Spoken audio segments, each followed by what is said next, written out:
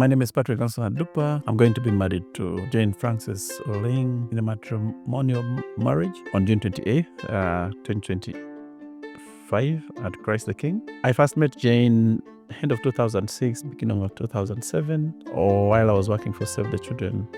I was based in Lira then, at the height of the insurgency in northern Uganda. I know a lot about the relationship. First of all, I have not known Patrick for a very long time. But for a few years, about 5 or 6 years, I've known him. He's a very nice, amiable, approachable, kind. He's a jolly guy. Of course, now the relationship I had with him made me to know Jane. There are several reasons why I'm getting married to Patrick. That question alone makes me smile. Not because the question is funny, but because I feel my heart desire has been fulfilled. Patrick is this calm gentleman. He understands. There are times when you have issues to discuss and the debate is a little sensitive, but you would see Patrick, he's a very understanding person, and he's a good father to my children. He's a good husband. He's also a good son-in-law to my parents, to my brothers, to my other family, my siblings. So I am marrying Patrick because he's well-raised. He's also God-fearing. He loves church. He loves God. He loves to help, In my when I was growing up, my intention was to get married to a gentleman who is that kind, someone like Patrick, kind, welcoming, understanding, loving, listening, and very supportive. So those are the reasons why I'm getting married to Patrick. And he's also handsome. Yeah, I hope you saw Patrick. He's handsome. I loved very much tall gentlemen, and I think I'm not wrong. Last year, I went for an introduction in Hoima with Jen and the husband-to-be. I saw for the first time so much attraction, so much security. For me, implying love, that there was so much in love. In Patrick, she has somebody that she loves so much and wouldn't want to lose in any way. So I knew she was in love. She was so attracted, and there was a deal. We went out for dinner. From that dinner, early 2007, we started talking and getting closer to each other. Unknown to us, we fell in love. We went to a relationship. In 2008, we got our first son, Joshua Dupa, who is now in senior 4. And so that's how we began. While I was beginning to pick more interest in her because of her charisma, eloquence, humility. She looked this simple, young, very cute girl. Then something happened. She kind of disappeared. Then I only learned that she had traveled to Eastern Europe, where she spent a long time. I left before he could make his proposal. I went for the training because my job required that I could do a training outside the country. So when I traveled, I think Patrick didn't have my new contact. So the emails, in a day I would reply like 12 emails from one person. So I developed a habit of being addicted to the mails. Patrick sends, I send. He sends, I send. So I started telling my instructor that I want to go back to Uganda. Just because I also felt I started missing Patrick. They said, you came here for a training, madam, you finish in 2 years. So every time I would dream of Patrick, I would think about him because I'd developed this very close conversation with him. Jen is full of energy, very youthful, very loving. And when she wants something, she's going to be at it and protect it until she can have it forever. My friends used to tell me, if any gentleman wants to marry you, and they know you have a house, you have a car, you have a farm, you have all these things, they will think you're not. Men fear very empowered women. So for me, having had that, I had dinner with Patrick out, and he asked me, where do you live? I told him, Patrick, I'm struggling with accommodation issues. I was testing his mind. I said, I do not have anywhere else I'm living in, so I do not know what to do. I don't know whether you're able to support me rent a house for a year or something. As a friend, Patrick, you're my friend. So he looked at me and said, okay, with location, where would you want this house to be? I told him, guys, that is okay for me. So he said, how much are you looking at for a month? I said 1M, when you're testing someone. So I go with Patrick. He says we could take a walk to Stanbic. It was the first time someone is giving me 10 million. And he says he wants me to do 6 months and I could buy whatever I want in that house. So when he gave me this money, honestly, I'm a Catholic, I'm a Christian girl. So I told him, Patrick, please have this money back. I have where I'm staying and I'm ready to take you there on Saturday. I felt very guilty. But that was one thing that showed me that he was ready to look after me, and he's a supportive person. If I got married to him, he would be a supportive husband. Imagine, like in Uganda, our men, for someone to just go to the bank, withdraw 10 million and give you, honestly, Dennis, is that one, it's 1 in a million. So on Saturday, we cracked a deal. I took him home, but I was still scared that if he looked at the house, and because I already liked him. So instead of him withdrawing, as my friends were saying, he appreciated me for working hard and building a house. And then I find her very industrious. The industriousness has helped her to do a lot of things in her life. First of all, before we got married traditionally, she had resettled herself. She had built her own home in Namulonge, and a storied building, a one floor storied building, which I find unique, because most women at her age would rely on a man to be able to put those up for her, but she was able to do it all by herself. And then she approached Naro. Naro gave her 7-acre piece of land where she used to grow her crops, and she was able to buy her own car. That can just confirm to you the kind of industrious woman you're talking about. She doesn't need to rely on anyone or someone or even a husband to be able to make life move. So those are some of the things I like about her. And then the other thing I like about her is she's prayerful.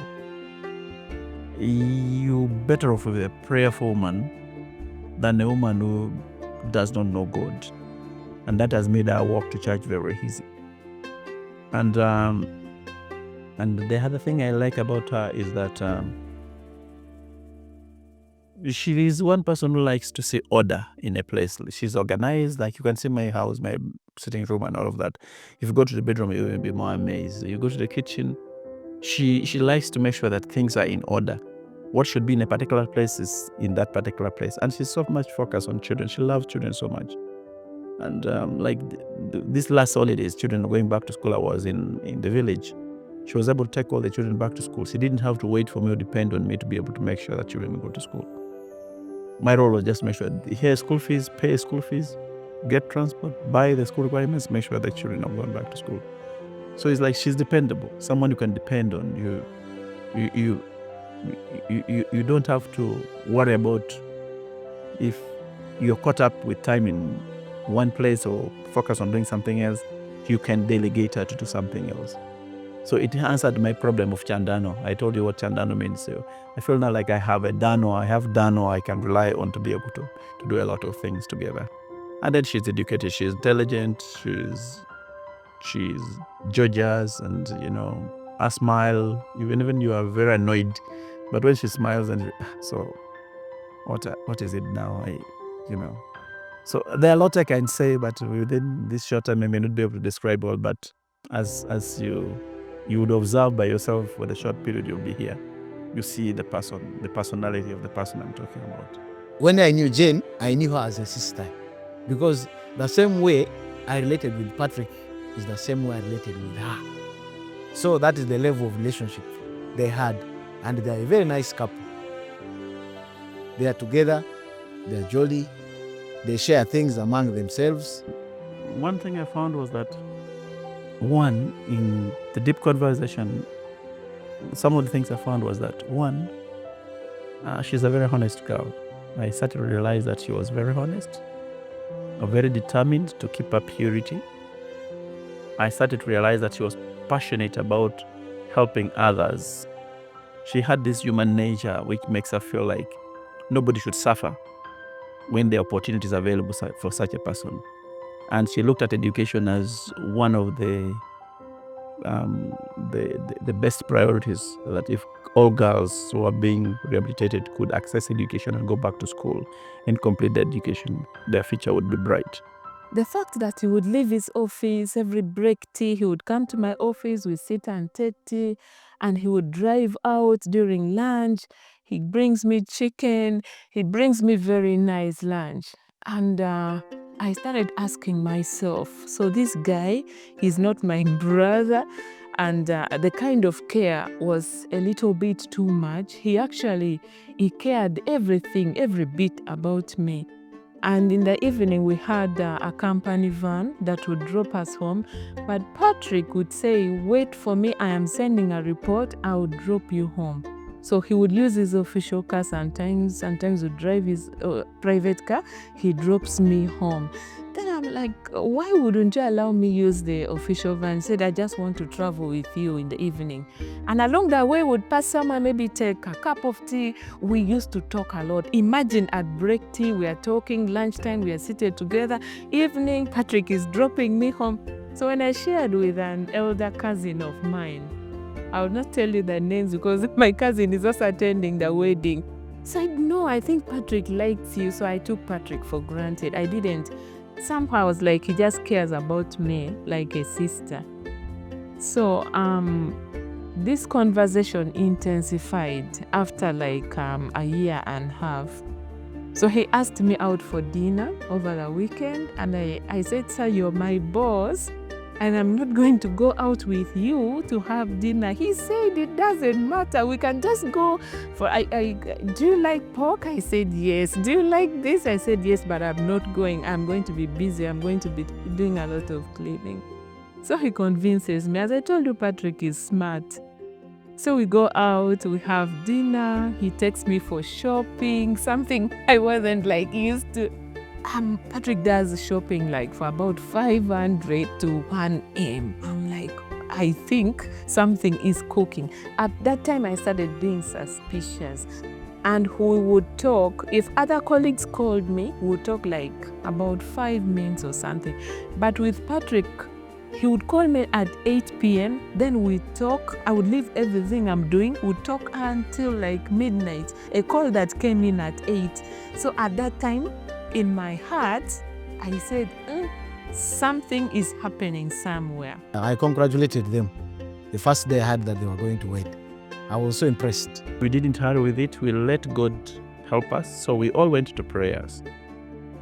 From 2012 until when we finally decided to marry, we all went into prayers. She was praying on her own. I was praying on her own. On my own, she had her prayer groups. For me, I would pray so much on my own. I kept asking God, I need a wife. I need someone I can rely on. I used to call myself a person without anyone to help. So, and in my language, you call it chandano. Chandano is when you don't have anyone to rely on. So it's like, for all your things, you have to do it by yourself because there's no one you can rely on. There's no one you can trust. And in that circumstance, you're helpless, you're vulnerable. And yet you want to build a future, you want to build a family, and you're working so hard, you're acquiring resources, you're trying to put things together in life. But then the question, who are you going to leave these things with?